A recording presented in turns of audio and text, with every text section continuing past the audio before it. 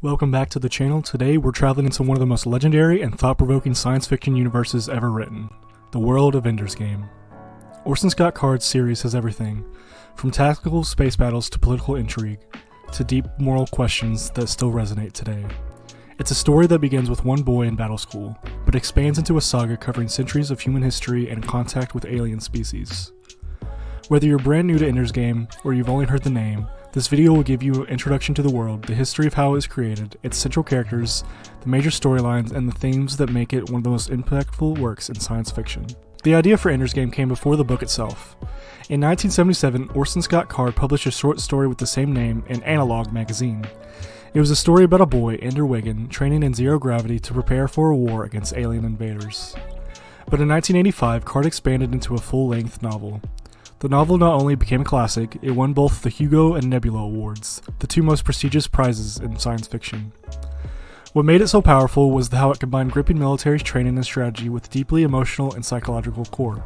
Over time, the single novel grew into a massive series of interconnected stories, often referred to as the Enderverse.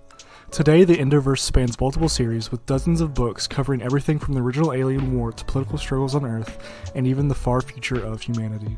At its heart, Ender's Game is the story of Andrew Ender Wiggin, a boy born into the future Earth that has already survived two wars against an insectoid alien race known as the Formics, or more bluntly, the Buggers. Humanity is terrified of a third invasion. To prepare, the international fleet identifies and recruits children who show extraordinary intelligence, tactical ability, and leadership potential. These children are taken from their families and sent to battle school, a massive training station orbiting Earth. The central training tool of the battle school is the battle room, a zero-gravity arena where teams of children compete in simulated war games. What seems like play is actually training designed to push these young prodigies to their limits. Ender is unique. As a third child in a society that normally only allows two, he already lives under scrutiny, but his brilliance makes him stand out. At battle school, he quickly rises above his peers, not only as a gifted strategist, but as someone who truly understands his opponents. He can think like them, predict them, and even empathize with them, which makes him an extraordinary commander. But that gift comes with a cost. His teachers manipulate him, isolating him from his friends, pushing him to exhaustion, and shaping him into the perfect weapon. Ender struggles not only with the games, but with the loneliness of being set apart, and fear that he is becoming like his violent older brother Peter. Without spoiling too much for new readers, the climax of Ender's Game forces him to confront the devastating consequences of his genius, leaving him with a burden that defines the rest of his life. While Ender is the center of the story, the supporting cast is what makes the world feel alive and gives the universe room to expand. The most important other character, Valentine Wiggin, Ender's older sister, is compassionate and empathetic. She is the moral center of his life, though she too becomes caught up in the larger political currents of Earth. Then you have Peter Wiggin, Ender's older brother, is brilliant but cruel. Though rejected by the international fleet, his cunning leads him to pursue power on Earth, where he becomes a central figure in the political dramas of the Shadow Saga. Being one of the youngest and smallest recruits at battle school, proves to be almost Ender's equal in intelligence. He later becomes the star of Ender's Shadow and the novels that follow. The international fleet's teachers and commanders, such as Colonel Graff and Mazer Rackham, embody the manipulation and moral compromises of leadership in desperate times. These characters, especially Bean, Peter, and Valentine, serve as the foundation for the branching storylines that come after the first book. After the success of Ender's Game, the series splits into two major threads. The Ender Quintet, the series that follows Ender himself after the events of the first novel. The books include Speak for the Dead, Xenocide, Children of the Mind, and Ender in Exile. Here the tone shifts dramatically. Instead of focusing on battle training or war games, the story becomes philosophical and reflective. It was originally the story that Orson Scott Card wanted to tell. Ender, haunted by his role in the Formic Wars, searches for meaning and redemption. These books explore themes of alien cultures, understanding across species, and what it means to truly listen to others without judgment. The Shadow Saga, the other branch, follows Bean and the children of battle school who return to Earth. Beginning with Ender's Shadow, which retells the first novel from Bean's perspective, this saga includes Shadow of Hegemon, Shadow Puppets, Shadow of the Giant, and Shadows in Flight. These books dive into politics and intrigue. The alien threat may be gone, but humanity itself becomes the greatest danger.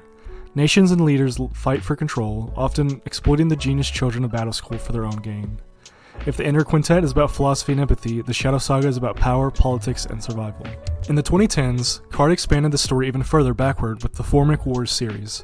Co-written with Aaron Johnston, these novels explore how humanity first encountered the Formics, how unprepared Earth was for the invasion, and how desperate the battles that shaped the future.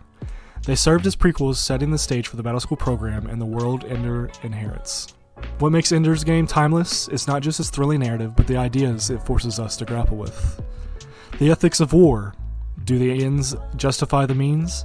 Can survival excuse manipulation, deception, or even genocide? Then there's the burden of leadership. Ender is brilliant, but his genius isolates him. Leadership, especially in war, means loneliness, sacrifice, and choices no child should have to make.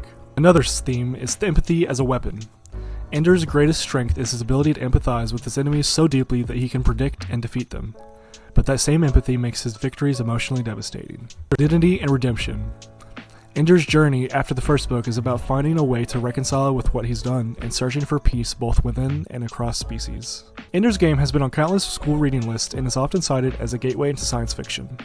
A 2013 film adaptation starring Asa Butterfield and Harrison Ford brought the story to the big screen, though it received mixed reviews for condensing the complex story into a 2-hour runtime. Still, the influence of the novel remains undeniable. It's a rare book that works on multiple levels, as a coming-of-age story, a military thriller, and a philosophical meditation on empathy and war. The Ender's Game universe is vast and layered. You can stop at the original novel and still walk away with one of the most powerful works of science fiction ever written. Or you can dive deeper into the Ender Quintet, the Shadow Saga, and the Formic Wars to explore humanity, politics, and philosophy on a galactic scale. In future videos, I'll be breaking down the series in more detail, what order to read them in, and which videos I think should stand out the most. But for now, that's been your introduction to the world of Ender's Game. If you've read it, let me know down in the comments what your favorite part of the series is. And if you're new to the Enderverse, maybe this is a perfect time to pick up the book that started it all.